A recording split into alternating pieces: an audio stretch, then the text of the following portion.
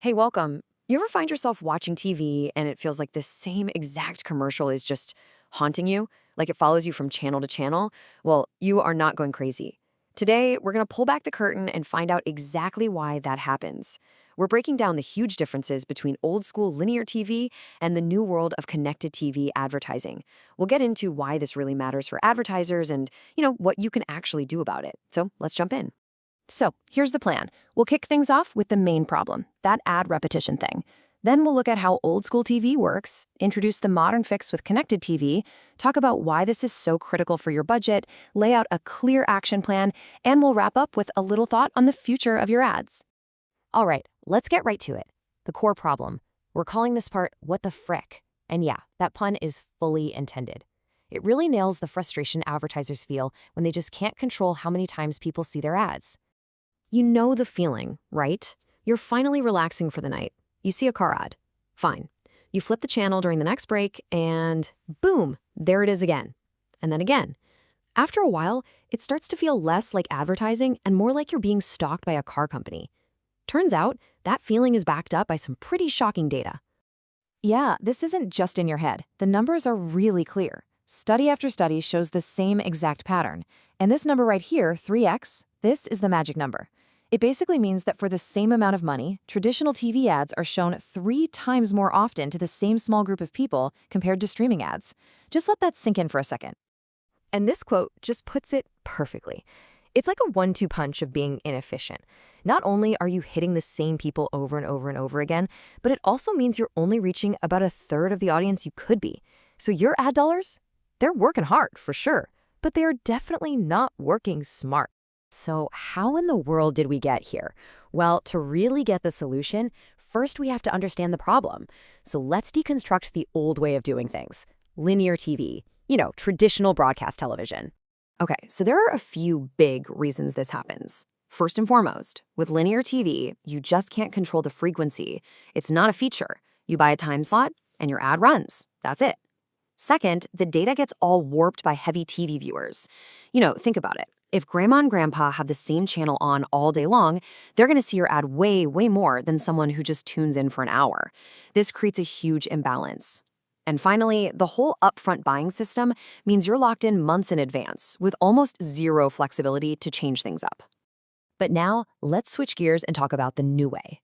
This is where connected TV, or CTV, which is basically any TV that's hooked up to the internet, like a smart TV or through a Roku stick, this is where it completely changes the game. The secret weapon that makes CTV so incredibly powerful is this little thing called frequency capping. And it is exactly what it sounds like.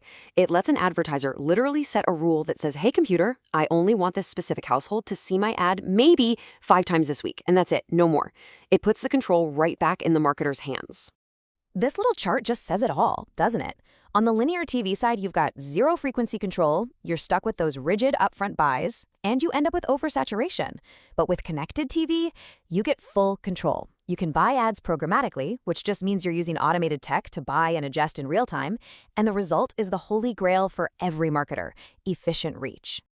Okay, so we've talked about the tech, but let's get real for a minute and talk about what this means for your wallet. Why does all this technical stuff matter so much? Well, it all comes down to the impact on your budget. Just look at this breakdown.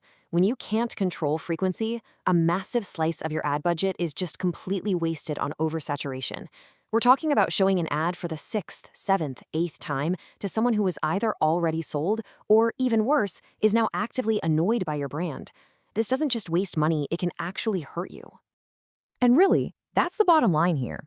When you can budget smarter by controlling how often people see your ads, you automatically get less waste, and you get more of what you were trying to buy in the first place, reaching as many of the right people as possible as efficiently as you can. Okay, so now that we know all this, what can you actually do about it? Let's talk about a clear, actionable plan to help you solve this frequency mess. It really boils down to 3 simple steps. First, you have to use modern digital tools to actually measure what's going on. Stop guessing and get the real data. Second, find that sweet spot, that right balance between your traditional TV and your digital campaigns to get the most reach. And third, start thinking of CTV as the perfect bridge. It gives you all the control of digital, but with the massive, big screen impact of a traditional TV ad. Now look, this is a huge topic, and we've really only just scratched the surface today. If you want to go deeper, and you probably should, the source we used for this explainer, AdTech AI Files, has so much more on this stuff.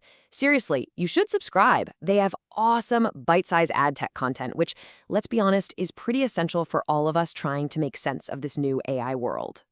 So let's wrap this all up with one final thought on what this all means for the future of your ads. You know, where is this train heading? At the end of the day, the really big idea here is this. This shift, it's not just about data or efficiency. It's about respecting the viewer. Smart marketers get that controlling the ad experience isn't just good for their bottom line. It's good for their brand. Because let's face it, annoying your potential customers has never been a winning strategy. And so that's the question I want to leave you with. In a world where we control literally everything we watch, from Netflix to YouTube, is an advertising model that's built on a lack of control?